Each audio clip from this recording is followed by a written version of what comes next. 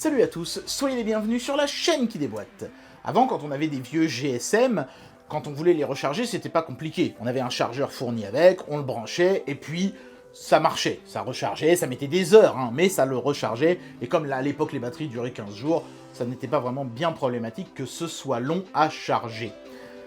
Mais aujourd'hui, avec nos appareils qui ont des batteries qui tiennent à peine la journée, la recharge rapide, ou la recharge pratique à la rigueur, c'est-à-dire sans fil, tu poses dans ta voiture, ça charge, tu poses sur une table, ça charge, tu poses sur un socle spécifique, ça charge, sont devenues des choses indispensables. On va plus attendre des heures, et on va pas à chaque fois trifouiller des câbles dans la bagnole ou sur notre belle commode Ikea pour recharger nos appareils, on ne veut plus faire ça maintenant. Le problème, c'est que si vous achetez un chargeur Qi, il ne va faire que chargeur Qi, il ne va pas faire Quick Charge ou Power Delivery. Les technologies de recharge rapide et de recharge sans fil cohabitent mal, et c'est difficile de trouver des appareils, des chargeurs ou des powerbanks, qui cumulent plusieurs de ces fonctions. J'ai cherché et j'en ai trouvé une de chez OK, qui en plus est une marque qu'on connaît bien et à laquelle personnellement moi j'ai appris à faire confiance. Cette petite batterie n'a pas l'air d'être extraordinaire, mais elle cumule Power Delivery, Quick Charge et chargeur Qi. Tout ça dans un package 6000 mAh. Alors est-ce que ça vaut le coup ou pas? C'est parti pour le test. Emballage minimaliste comme toujours chez OK pour cette petite batterie qui a un blueprint en vue de 3/4 comme ça. Et donc un petit descriptif très rapide du produit. Donc 8000 mAh sans fil, charging power bank, donc power bank pour recharger vos appareils. Et ce qui est intéressant, c'est ce qui est marqué en petit pour une fois, c'est-à-dire le Power Delivery 2.0 et le Qualcomm Quick Charge 3.0 qui sont compatibles. Voilà, donc vous pourrez recharger rapidement de nombreux appareils. Il y a le petit logo Qualcomm. Power Delivery n'a pas de logo puisque c'est un standard. Je crois pas qu'il ait de logo d'ailleurs. Enfin, s'il y en a un, je le connais pas. Et en tout cas, il n'est pas sur l'emballage. Voilà, pour ceux que ça intéresse, la référence PBY25. À l'intérieur de la boîte, il n'y a pas grand-chose. Il y a juste la batterie. Bon, normal. C'est rassurant, ils n'ont pas oublié de la mettre. En dessous de laquelle on trouve de la dock. Alors comme toujours, traduite en plusieurs langues, y compris le français, bien traduite, en monochrome, mais sur papier glacé de belle qualité. Toujours cette espèce de sticker en forme de clé, là. Alors, pourquoi je dis que c'est en forme de clé, parfois on me pose la question. Parce que si vous le décollez, vous voyez que ça fait la forme d'une clé, comme ça. Vous voyez. Bon, j'imagine que c'est peut-être parce que comme ça s'appelle OK, une clé. Ouais, OK, la clé, ouais. Bon, c'est pas plus bête que les autocollants dans les produits Apple. Et puis ici, on a un câble de recharge Power Delivery, c'est-à-dire USB Type C aux deux extrémités. Et ça, c'est très bien de l'avoir fourni parce que ça permettra de recharger beaucoup d'appareils, en tout cas beaucoup plus que si on avait eu le câble USB Type C à un bout et USB full size à l'autre bout. Je vais vous expliquer ça pourquoi dans un instant, quand on va regarder la batterie. C'est parti.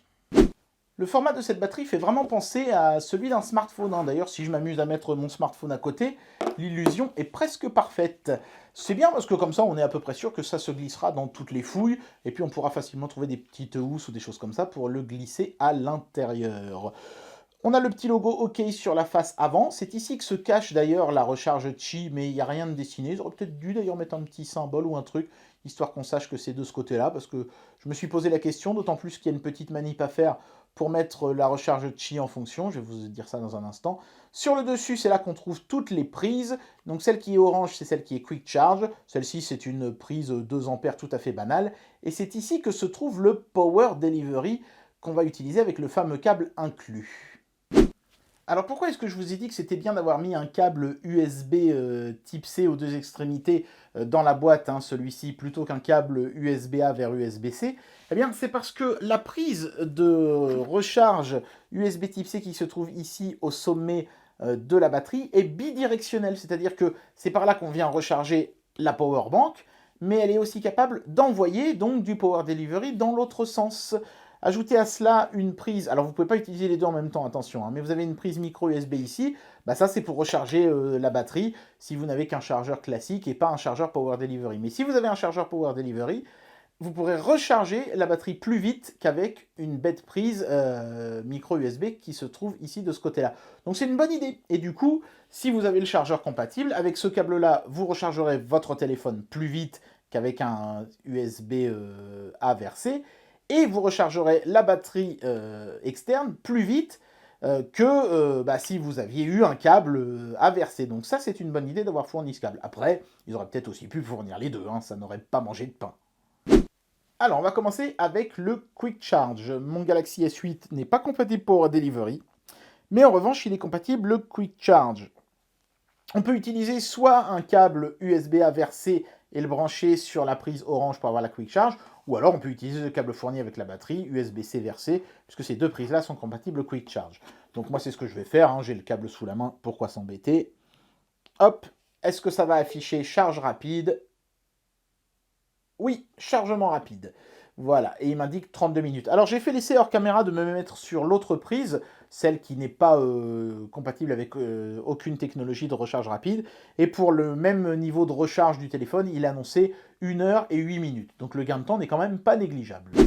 Allez, je vais refaire exactement le même test de recharge, mais cette fois-ci sur ma GPD Win 2. Pourquoi? Parce que la GPD Win 2 ne se recharge que si on lui branche un chargeur Power Delivery qui fournit au moins 12 volts.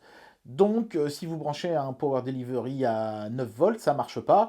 Et si vous branchez un chargeur 5 volts, ça marche encore moins. Il faut du 12 volts Power Delivery à cet appareil pour qu'il charge. Sinon, le voyant rouge s'allume brièvement et puis ensuite il reste éteint tout le temps.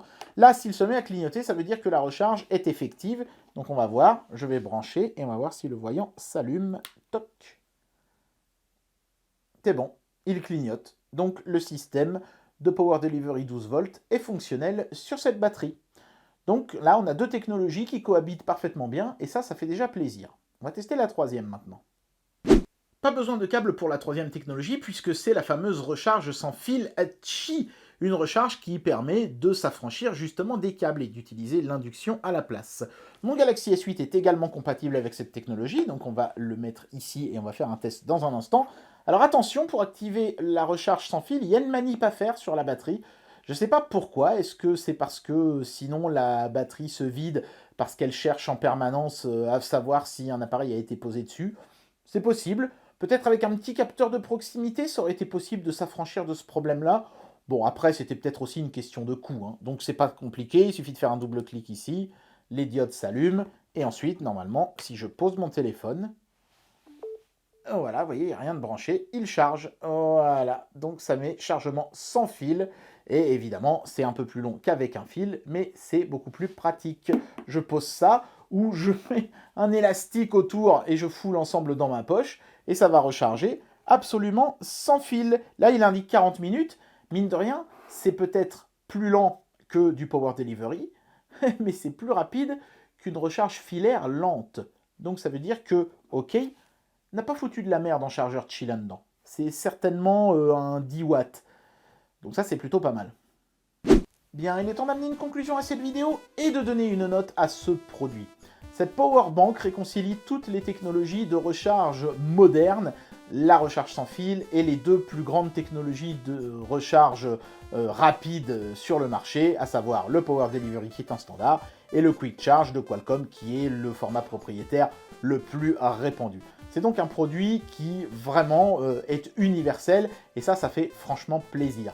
Alors certes, il ne rechargera pas rapidement certains téléphones comme par exemple les Oppo qui utilisent la technologie VOOC machin, je sais pas quoi, mais ça c'est pas de la faute de la batterie, hein, c'est de la faute de Oppo qui n'utilise pas un standard de l'industrie et qui essaye d'imposer un format propriétaire. Là, non, franchement, je suis très content de ce produit. En plus, il est fourni avec le câble qui va le mieux. C'est une excellente idée. Ils ont même pensé à une fonction intéressante, c'est la possibilité de désactiver toutes les technologies de recharge avancées. Et dans ce cas-là, seule cette prise-là reste opérante, celle de la recharge classique lente. Pour ça, en fait, il faut faire un appui long sur le bouton Power. La première diode qui était verte passe au blanc, comme ça. Et là, vous avez une bête power bank, entre guillemets, lente, et qui ne fait plus recharge sans fil. Du coup, par exemple, si vous mettez ça dans la même poche que votre téléphone qui, lui, fait de la recharge sans fil, il ne risque pas d'y avoir des recharges non voulues et parasites. Toutes les technologies avancées sont désactivées. Donc tout a été bien pensé et bien réfléchi, le design est sympa, le produit est parfaitement fonctionnel, c'est un sans faute. Voilà, enfin un produit qui a la note parfaite de 5. Ça faisait longtemps que ce n'était pas arrivé et ça fait toujours plaisir. Eh bien voilà, c'était le test de cette powerbank de chez OK, qui prouve qu'il est possible de faire tenir plusieurs technologies concurrentes dans un même package. J'espère malgré tout que les constructeurs arrêteront un petit peu de chacun faire leur truc à leur sauce et se mettront à rejoindre les standards de l'industrie. J'espère que cette vidéo vous a plu, et moi je vous dis à très bientôt pour un prochain test. Allez, tchuss!